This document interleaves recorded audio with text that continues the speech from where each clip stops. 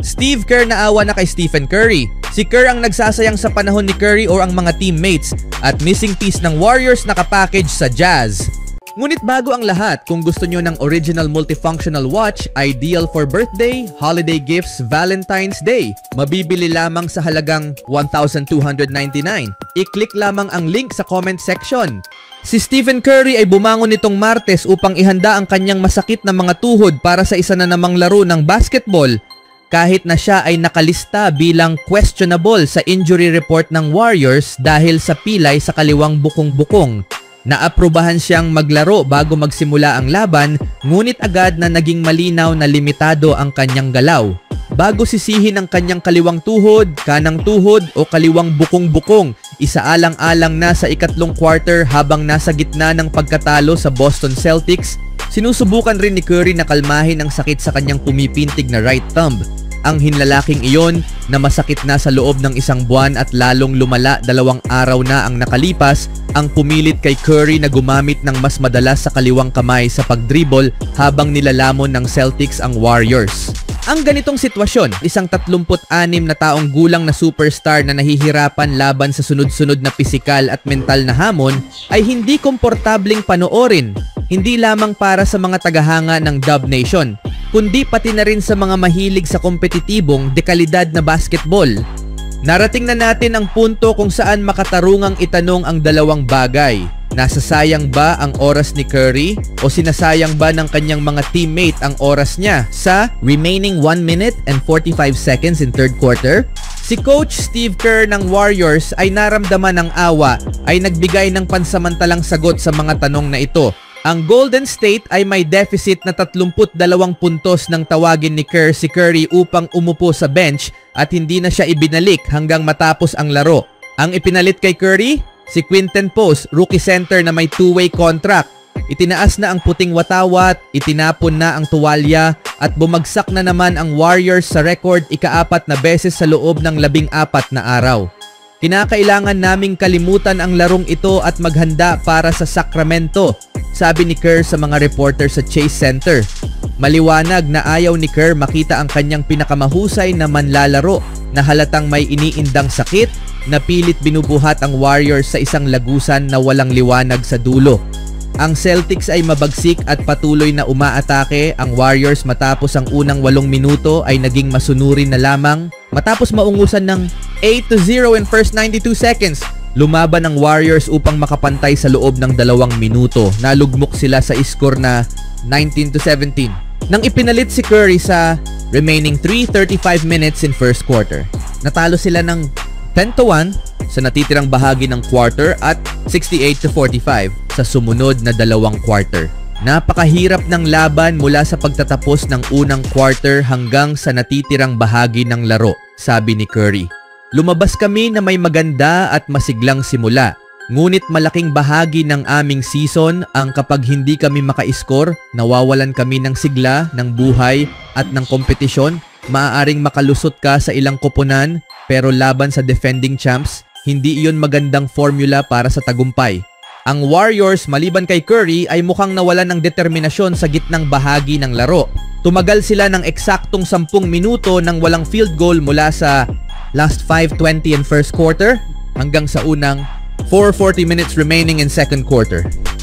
May magaganda kaming shot, sabi ni Kerr. Nagko-compete kami sa depensa pero hindi pumapasok ang bola. Natuklasan ng Warriors na napakahirap manalo para sa roster na ito kapag hindi maganda ang shooting nila, lalo na mula sa malayong distansya. Hindi tulad ng maraming team, wala silang 4 o 5 manlalaro na kayang maka-score sa lahat ng 3 antas, makakuha ng free throw o patuloy na maka-score malapit sa basket. Isa sa mga ganitong manlalaro, si Jonathan Kuminga, ay nasa gilid dahil sa pilay sa bukong-bukong.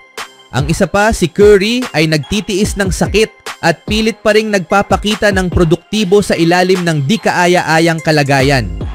Naka-score siya ng 18 puntos sa loob ng 27 minuto pero hindi masyadong sinuportahan. Si Andrew Wiggins ay naka-4 na puntos lamang sa 1 of 11 shooting from the field. Sina Dennis Schroeder at Buddy Hield ay pinagsamang nakakuha ng 15 puntos. Si Moses Moody ay mula sa bench at nakapuntos ng 13 sa 13 shots.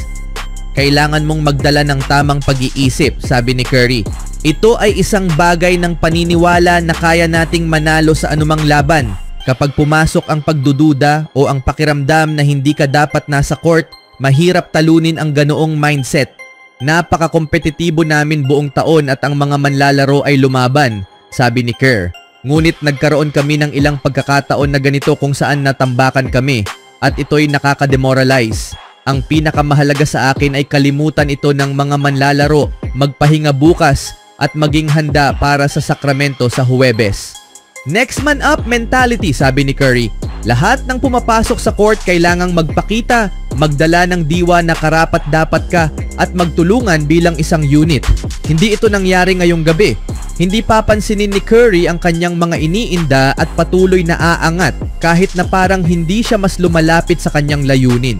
Patuloy siyang lumalaban para sa isang layunin na tila mas nagiging imposible bawat araw. Matapos ang kanilang pinakabagong pagkuha kay guard Dennis Schroeder sa isang kasunduan sa Brooklyn Nets noong Disyembre 15. Mula noon, ang kanilang kamakailang hindi kahangahangang mga laro ay lalong nagpasiklab ng usap-usapan tungkol sa organisasyon at kung ano ang maaaring gawin ni General Manager Mike Dunleavy upang mapanatiling kompetitibo ang koponan sa mga huling taon ni Stephen Curry at Draymond Green. Dahil sa kanilang hindi kapansin-pansing season at malaking bilang ng mga assets, may mga balitang na lumalabas na maaaring simulan ni Dunleavy ang negosasyon sa Utah Jazz upang makuha ang dalawang mahahalagang piraso kapalit ng ilang NBA champions at isang all-rookie first-team selection mula sa 2023 to 24. Higit sa lahat, maaaring gustuhin ng Golden State na makipagkasundo bago makisali ang Los Angeles Lakers na isa pang interesadong team. Ang Utah Jazz na nagtitiyaga sa rebuilding ay inaasahang mag-offer nito kung gustuhin ng Warriors dahil open ang team na makuha sina Colin Sexton at Walker Kessler, isinulat ni Ishaan Bhattacharya. Inaasahan na sina Sexton at Kessler ang magiging pangunahing piraso ng trade ng Jazz ngayon dahil sa kanilang cost-controlled contracts at solidong production na kaakit-akit sa mga contender. Maaaring magpadala ang Warriors ng mga fringe rotational player na may solidong draft assets upang mahigitan ng iba pang mga interesadong team tulad ng Los Angeles Lakers. Sa isang galaw, maaaring makuha ng Golden State ang isang star scorer at isang solid young rim protector kapalit ni na Brandon Podziemski, Gary Payton at Kevon Looney kasama ang multiple draft capital. Ang posibleng pagkuha ng Warriors kay Sexton ay magbibigay sa team ng isang napaka-konsistenteng offensive combo guard na maaaring mahusay na makipaglaro kina Curry at Schroeder sa backcourt combinations. Sa kasalukuyan, may average si Sexton na 18 points, 4 assists while shooting 41.6% from 4.6 attempts in long range and 90.1% from the free throw attempts. Samantala, ang epekto ni Kessler sa depensa ng Golden State ay maaring maramdaman sa buong rotation dahil ang kanyang kahusayan sa shot blocking ay maaring magpigil sa mga umaatake sa ilalim ng basket na harapin ang matangkad na 7-footer. Sa kasalukuyan, hawak ng Golden State ang ika-11 pwesto sa Western Conference, ngunit posibleng maungusan nila ang ika-6 na seed na Lakers sa standings kung magtagumpay silang makuha ang dalawang kilalang trade chips ng Utah. Ano sa tingin nyo dito, mga kaibigan? Even when you feel low, you can still go. Even when you feel slow, you can still go. Even when there's no hope, you can still go. I never answer to no, man, I still go. Go, go.